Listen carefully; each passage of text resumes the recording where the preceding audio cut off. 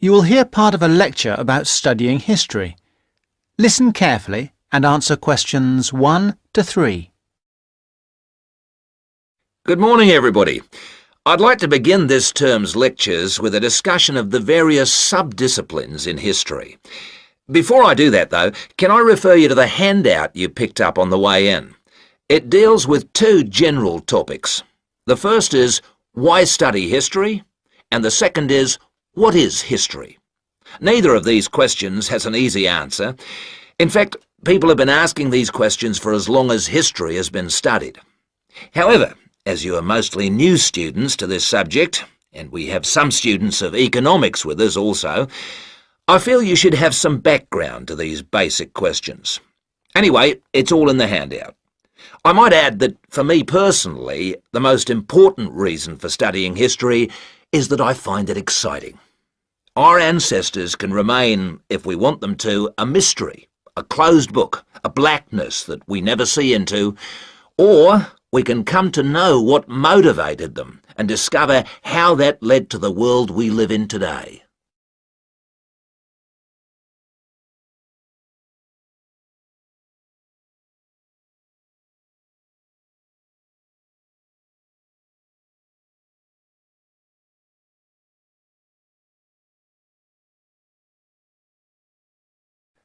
Now answer questions 4 to 10.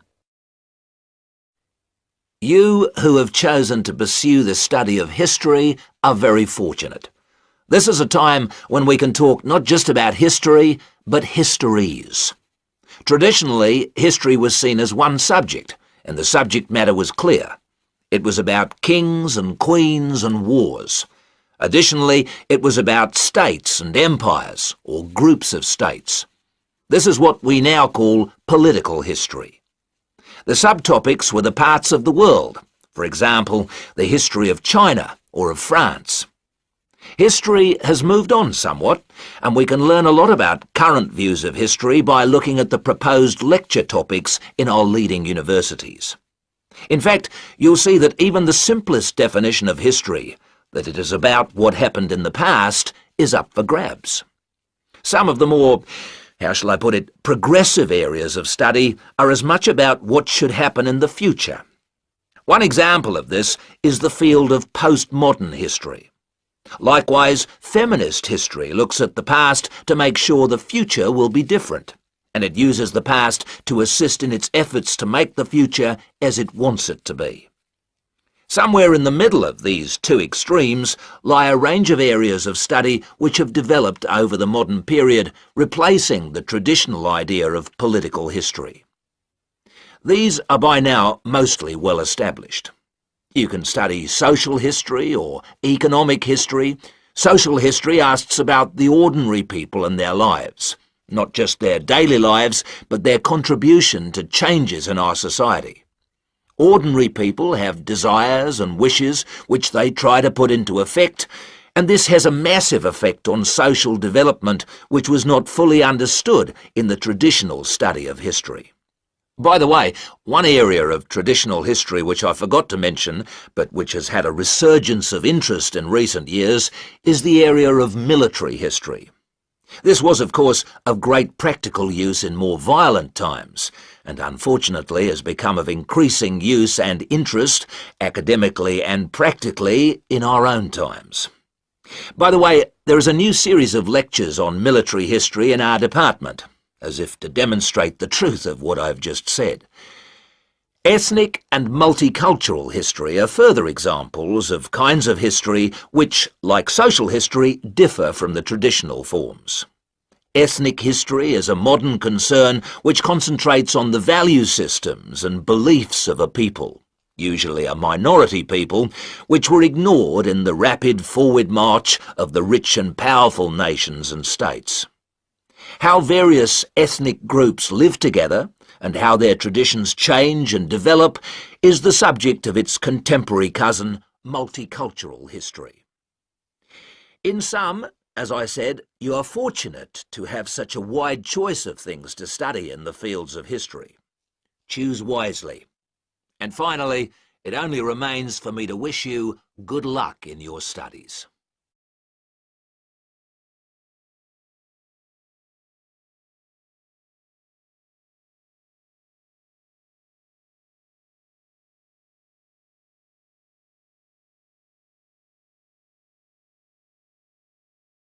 Now turn to Section 2.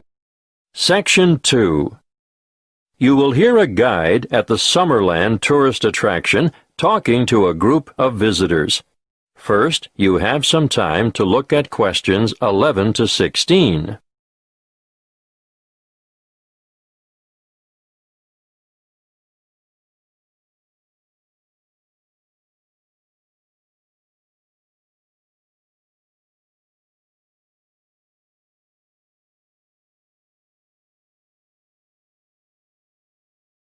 Listen carefully and answer questions 11 to 16. Welcome to Summerland. I'm your guide, Jackie, and I'm going to tell you a little bit about what we do and have here before I take you on a tour of the facilities. In our air-conditioned restaurant, we can cater for anyone from the individual diner to families and tour groups. We also do functions such as weddings, conferences, birthday parties, and so on. We have a delicious modern menu on offer in the restaurant, or perhaps you'd prefer to sit outside in the courtyard overlooking the lush tropical gardens. And for those booking a function, we devise an interesting set menu according to the type of celebration and the client's budget. If formal dining isn't what you're after, we operate a takeaway food bar, which has a range of light snacks and refreshments. Just the thing if you're supervising children in the playground. The playground and picnic area makes a great alternative to the beach. If you've remembered to bring your bathing suit and a towel, you can cool off in the water spray park. Parents can sit back, relax, and enjoy a coffee, while the kids have fun in our fully fenced, shady playground and picnic area. What a way to make the most of the warmth and sunshine we have here in abundance. The older children will love to visit the historic cottage with their parents. This was the original homestead on the property and is now preserved as a museum with an educational DVD and cinema room. You'll find the information center here also, and you'll be able to pick up some glossy brochures to take home with you and show your friends. Don't worry, we have more than enough leaflets for you to take home. Visit the gift shop and you'll find an enormous variety of local products, fine foods and handicrafts on sale. Some say that this is the best displayed and priced shop in the region. There is more to be admired and purchased in the garden nursery, which has an extensive range of flower pots, indoor and outdoor plants, statues, and all kinds of other garden accessories to adorn any home or garden. While we're on the topic of gifts and such, I must mention the woodcrafting shed and urge you to take a look at the amazing products that the woodcrafting team produces there. You'll be able to watch them at work and buy anything they've made. The toys they produce are not only original, but some of the finest craftwork you'll ever see. Take your little ones by the hand and keep an eye on them, because they'll want to play with these, but they can't be played with unless they're paid for. Last but not least are the orchards. The Summerland tourist attraction is actually a working farm with over 40 hectares of macadamia and avocado trees. The macadamia nuts are picked by machine from April through to September. The avocados are grown, hand-harvested, packed, and marketed on site. Before you hear the rest of the talk, you have some time to look at questions 17 to 20.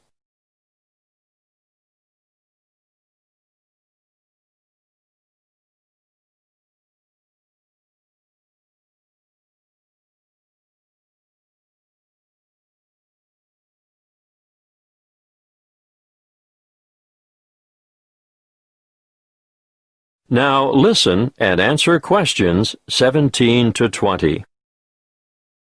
Now, are you all set for the tour? We'll leave the car park and walk in an easterly direction towards the administration building with the parking spaces outside. We won't go into the admin building because there's nothing much to see there. Instead, we'll walk in a northeasterly direction towards the museum. But before we get to it, we're going to turn right, walk past it, and go into that enormous building to watch how the avocados are graded and packed. Well, what did you think of that? Those packers have to work very fast, as you can see. Now, as we come out of this building, we'll go to our left and around the back towards the cool room. Of course, this is where all the fruit is stored after packing. There are a lot of boxes of fruit in there. Nothing very interesting to look at, but we will stop at the other building to see how they make the cardboard cartons. See how everything is mechanized, so there is very little labor involved? I'm intrigued by how those machines operate, just like clockwork. It does get very hot in there, though, doesn't it?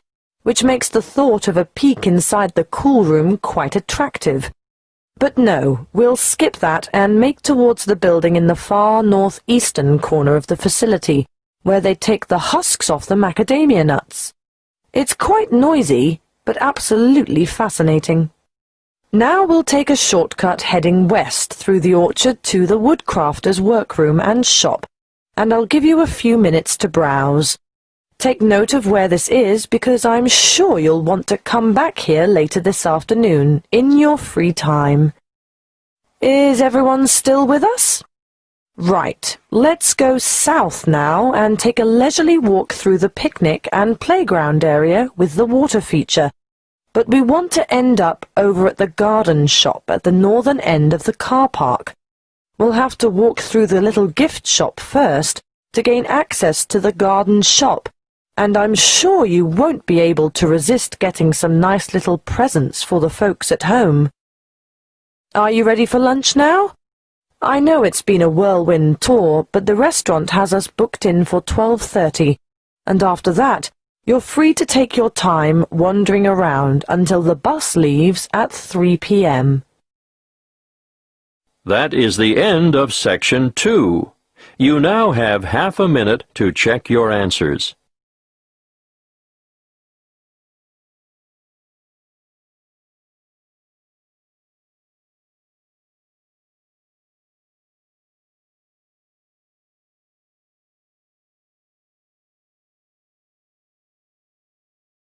Section 3. John has applied to train as a teacher and is being interviewed.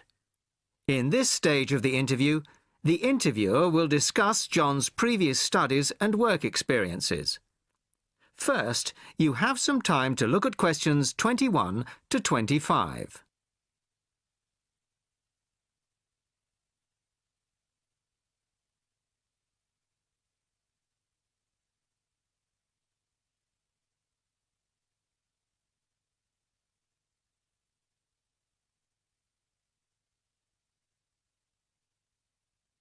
Listen carefully to the first part of the conversation and answer questions 21 to 25.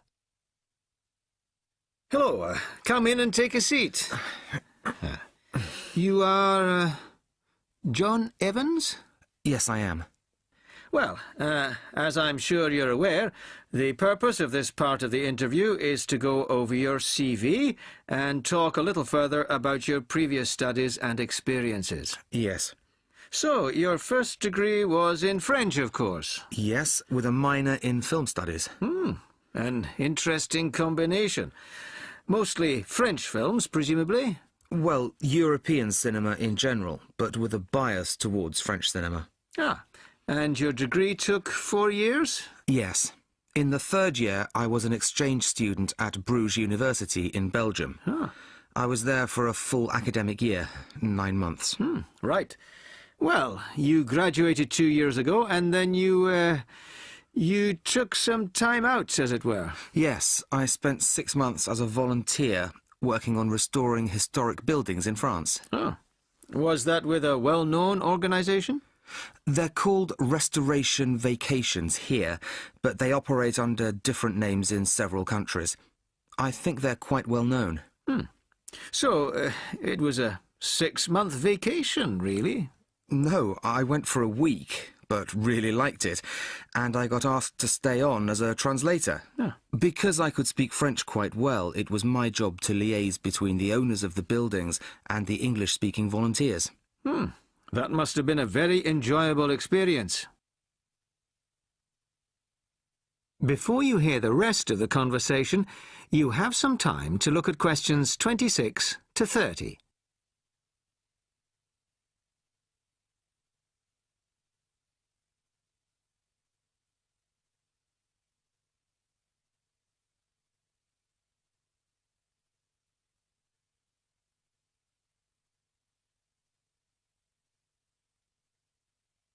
Now listen and answer questions 26 to 30. Well, it was certainly a very enjoyable experience to begin with, but after the first 3 months or so, I actually got a bit bored. I was talking about the same things every day. Bricks, cement, window frames, that kind of thing. It wasn't really stretching my French. Also, I wasn't getting paid, just free accommodation and food, plus some pocket money. Oh, I see. So then you started working for a bank in Paris, BCFC, I think. Yes. Were you doing entirely translating again? Well, translating was the major part of it, mostly from English into French this time. Official documents, letters, that kind of thing. Much more challenging. But I was also in charge of coordinating the translation work going on in the bank's offices in Switzerland, Belgium, and other parts of France. What did that involve? It was simple, really. I just had to keep track of what had been translated in each office, to save wasting time having the same document translated twice in different offices. So, you stayed there for a year and a half, and then you left. Why was that? Simple, to apply for this course. I see. Why give up a secure job in Paris to train as a teacher here? I've always imagined that I'd be a teacher, really. I loved being in Paris, but I wouldn't want to spend the rest of my life working for a bank. Do you think your experiences in France will help you as a teacher of French? It certainly helped my French, and my experiences certainly gave me a much better understanding of French culture. Although that may not be of enormous use when it comes to standing up in front of a class of British 13-year-olds. Perhaps not. Thank you very much. The next stage of the interview will be conducted by my colleague in room 207. That is the end of section 3. You now have half a minute to check your answers.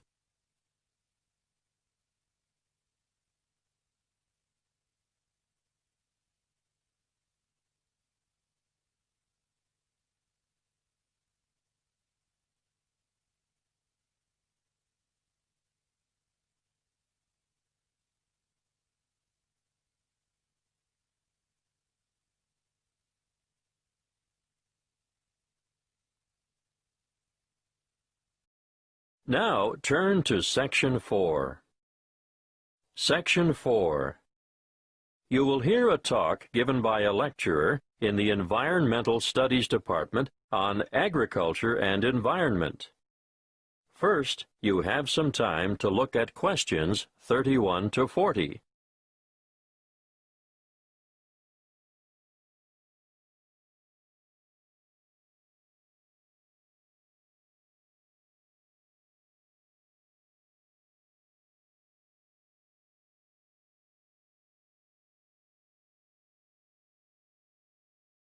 Listen carefully and answer questions 31 to 40. Welcome to this lecture on agriculture and the environment. I hope it is enough to make some of you decide on a career in the field of agricultural science. As you all know, food is a basic human need, and producing enough of it is the single greatest challenge facing the modern world. Developing nations have rapidly expanding populations, so agriculture should be central to any development agenda for those countries. What's more, 75% of people in the developing world are dependent, directly or indirectly, on agriculture for their livelihood. And for many low-income countries, it's the most important sector of the economy, accounting for 50% of GDP, and sometimes it's the primary, if not only, source of foreign currency. Now, of course, when I talk about agriculture, I am using the term to encompass more than just growing food crops. Of course, livestock farming, fishing, and forestry are included. In order to combat wide-scale food shortages, agricultural research programs are underway in many areas. Using science is one way to increase productivity. But, a word of warning, agriculture must also be sustainable. Let's look at approaches that are not sustainable. Firstly, overgrazing and intensive cropping are two ancient but destructive practices that lead to loss of soil fertility. Secondly, the modern idea of liberal application of chemical pesticides and herbicides has had disastrous consequences for the health of the land, ranging from the pollution of water sources to the destruction of wildlife. These practices have ignored the mechanisms that sustain ecological communities. Ignorance has led to the destruction of the very biodiversity that is essential for sustainable food production. However, introducing new agricultural techniques, especially things like genetic engineering, can be difficult because many people remain suspicious of the fact that plants have had their genetic material modified by scientists. Biotechnology has also led to the dubious practice of bioprospecting, or, as some prefer to call it, biopiracy. Foreign multinational companies have been accused of illegally obtaining samples of indigenous plants of other countries in order to get their hands on genetic material to improve the quality or yield of their own crops. We must put aside the controversy surrounding the field of agricultural biotechnology in order to concentrate on the biggest threat to food production on this planet, which is, yes, climate change. The effects of global warming so far have been to shrink the food supply, thereby pushing up prices and making even the most basic necessities unaffordable. As I see it, the international community must address this and other challenges to agricultural production with urgency. Concrete scientific and technological achievements need to be presented for farmers to evaluate and learn to use. But, apart from that, governments need to address the complex issues of policy development if the world's hungry are to be fed. Environmental policies need to be put in place to protect ecosystems and correct soil degradation where possible. Countries cannot continue to exploit natural resources whilst ignoring the consequences. In fact, I'd like to see teams of agriculture and environment experts making up a global network which would monitor the world's farming systems. Different farming systems should be studied not only with a view to analyzing the environmental effects, but the social and economic effects as well. The studies would be carried out with a view to stemming pollution and erosion and promoting safe, cost-effective practices that will guarantee a secure food supply in the future. Monitoring sites would need to be set up all across the world and data collected in a systematic way. Of course, building the online infrastructure for such a project would cost millions of dollars, and there would be ongoing costs involved with the monitoring system. But the information gathered would go a long way towards solving the problem of feeding the masses and ensuring millions of people don't face a hungry future. That is the end of Section 4. You now have half a minute to check your answers.